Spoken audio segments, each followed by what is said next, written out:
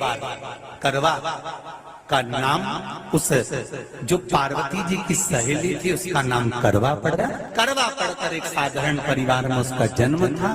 पति के साथ संग में रह रही थी। पति को थोड़ा शरीर में शिथिलता हो गई थी और वो शिथिलता को देखकर पति को लगी प्यास। जब प्यास लगी तो पानी पीने के लिए पति सरोवर के पास गया। जरा ध्यान देना इस कथन पर। पति गया सरोवर के पास में। कई लोग करवा चौथ की बहुत हंसी उड़ाते हैं, माताओं की बड़ी हंसी उड़ाते हैं। उनसे निवेदन है मेरा, हमारे सनातन धर्म के जितने व्रत हैं, हमारे सनातन धर्म के इस भारत की भूमि से जितने नियम धर्म जितने निकले हैं, जितने व्रत निकले हैं, साधना निकली है, ये साधारण नहीं है। इसलिए बार बार कहते हैं चंदन है इस देश की माटी, तपोभूमि हर ग्राम है, हर बाला देवी की प्रतिमा, बच्चा बच्चा राम है। कोई साधारण नहीं है, कोई अब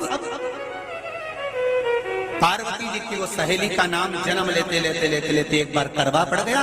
पति थोड़ा सा शिथिल था, शरीर में थोड़ा रोग हो गया था। पानी पीने के लिए सरोवर पर गया। सरोवर में जैसे पानी पीने के लिए गया, एक मगर ने उस पति का पांव पकड़ लिया। करवा पार्वती जी की सखी थी, जन्म लिया मृत्यु लोक में, नाम करवा पड़ गया।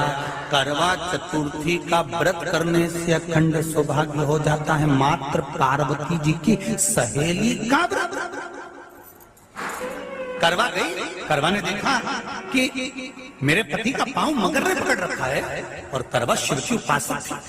करवा शंकर की उपासक, और शंकर भगवान से ज्यादा करवा माता पार्वती जी की उपासक थी, क्योंकि पार्वती जी की सहेली थी।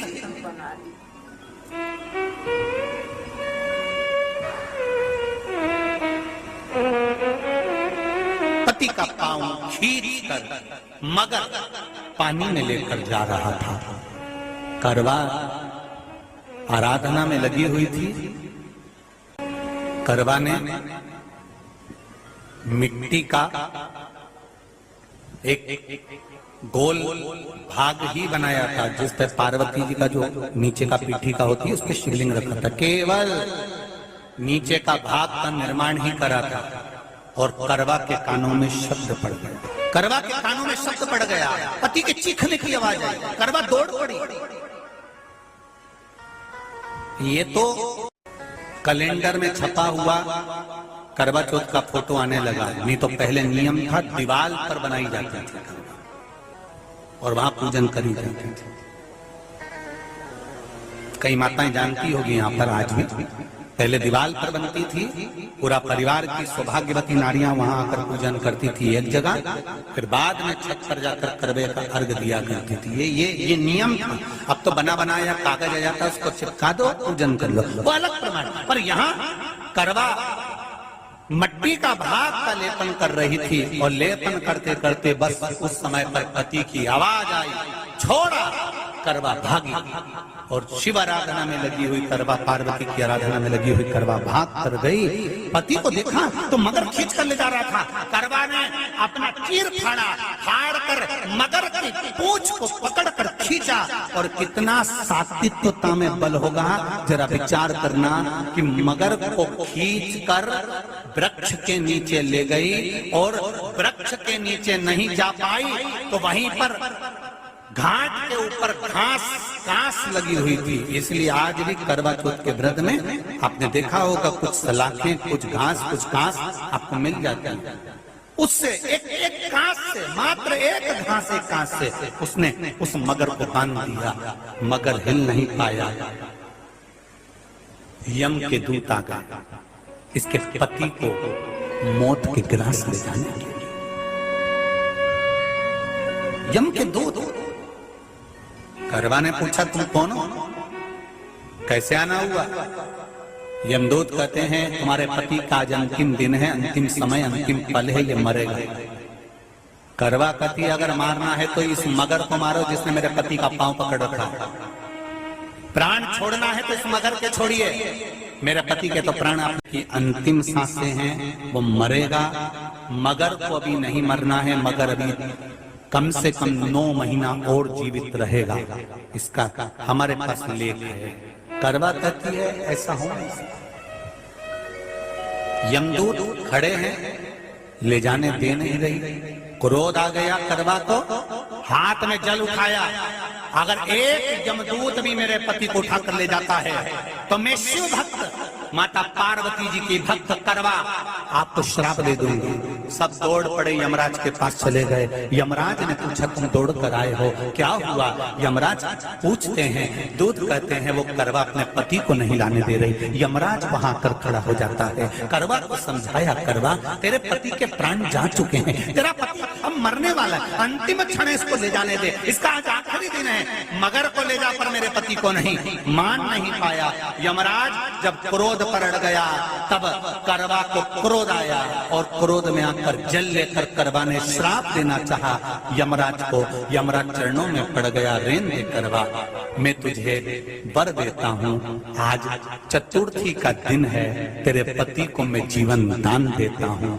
आज के दिन जो तेरे नाम से व्रत धारण करेगा उसका खंड सौभाग्य स्वयं यमराज करेगा, स्वयं। ये वो करवा चौथ का व्रत है, इसलिए करवा चौथ के उद्यापन में लिखा है,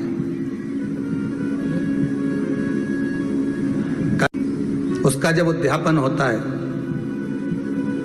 तो एक थाली में 13 जगह पर 4-4 पूड़ी रखी जाती है। आप लोगों को तो मालूम होगा, आप लोगों ने करा होगा करवा चौथ का उद्यापन। एक थाली में 13 जगह पर पूड़ी और सीरा, सीरा मतलब हलवा रखा जाता है। और रखने के बाद में उसके ऊपर एक पत्तल रखकर उस पर सुहाग का वस्त्र, साड़ी, 5 वस्त्र, सुहाग सामग्री सब उस पर रखी जाती है। और रखने के बाद में हाथ में कंकु, चावल, हल्दी लेकर, संकल्प लेकर उस थाली पर से घुमाया जाता है। मेरे जीवन में मैंने आपका व्रत करा है, मेरे इस व्रत को स्वीकार करना, मेरा सौभाग्य का, मेरा मांग का सिंदूर, मेरी भाल की बिंदी, मेरे हाथ का चूड़ा, मेरी पाँव की बिछोड़ी, इसको अमर करना माँ। और जो ये वस्त्र मैं दे रही हूँ, इस वस्त्र को मैं जो प्रदान कर रही हूँ चौथ माता, इसको स्वीकार कर कर मेरी भी चुनड़ी को लाल बनाए रखना। तब उस साड़ी को, उस वस्तु को, उस सामग्री को उठाकर घर की वृद्ध सास को, जो घर में सासू होती है, उसको दिया जाता है। सास नहीं हो तो किसी सौभाग्यवती नारी को दिया जाता है। उसके बाद में आप फिर ब्राह्मणों का भोजन कराओ, बड़े प्रेम से बुलाओ और ब्राह्मण ब्राह्मणी का भोजन कराओ। अब आज के जमाने में जो करवा चौथ का उद्यापन होता है, उसमें जब समाज की माताएं उद्यापन करती है तो केवल स्त्री स्त्री को भोजन करा देती है, पुरुष को नहीं कराती। पर करवा चौथ के उद्यापन में लिखा है कि ब्राह्मण का भोजन होना चाहिए, उसके साथ सौभाग्यवती नारी आए, उसकी पत्नी। पर अपन ने तो सोचा कि चौथ माता का उद्यापन है तो केवल स्त्री स्त्री को खिला दो, उद्यापन का पूर्ण फल मिल जाएगा। नहीं, उसका सुख नहीं और देने का भी फल है महाराज। करवा चौथ का उद्यापन करो तो भोजन करने उसको बुलाओ जो अपने घर का हो, उसको उद्यापन में नहीं गिनो। अपने घर के लोगों तो वैसे ही भोजन करेंगे, घर का व्यक्ति तो वैसे ही भोजन करेगा ना। पर अपन ने उन्हीं को गिना, ने हमारी बड़ी जीजी के गिन लो, ने छोटी जीजी गिन लो, ने भांजी के गिन लो, ने उसके गिन लो, ने उसके गिन लो, मैं 13-14 ऐसे इकट्ठा कर लिया। ये सब ये अपने इकट्ठे हो गए, ये तो अपने हो गए। ये तो तुम उद्यापन करोगे तो घर में इनको तो जिमाना ही पड़ेगा क्योंकि तुम्हारे रिश्तेदार हैं। दूसरे को जिमा कर जब हम दान देते हैं, दान उसको लगता है जो दूसरे को दिया गया। कई लोग कहते हैं हमने बहन बेटी के दे दिया, तो बहन बेटी क्या दान लेती है? किस पुराण में लिखा है कि बहन बेटी दान लेती है? हमको वो भी बताना कि बहन बेटी दान लेती है, क्योंकि बेटी तो खुद कन्यादान में जाती है। बेटी का कन्यादान होता है, वस्तु का दान नहीं। बेटी खुद दान में दी जा रही है, कन्यादान में। बेटी कभी दान नहीं लेती महाराज, बहन बेटियां कभी दान नहीं लेंगी। और बहन बेटियों को कह भी देना चाहिए, अगर भाभियों बोले कि हमने जीजी को दान है, दान मान नहीं ले रहा है, देना हो तो ठाट से हमारा हक दे रही हो। हम साल भर में आते हैं तो राखी पे साड़ी दे रही हो, ये हमारा हक है कि हमारे मकान में रह रही हो, हक दे रही हो। दान नहीं, दान देना है तो पंडित जी के दो, दान देना है तो ब्राह्मण को दो, गौ माता को दो। हम दान नहीं ले रहे, हम अपना हक मांग रहे हैं।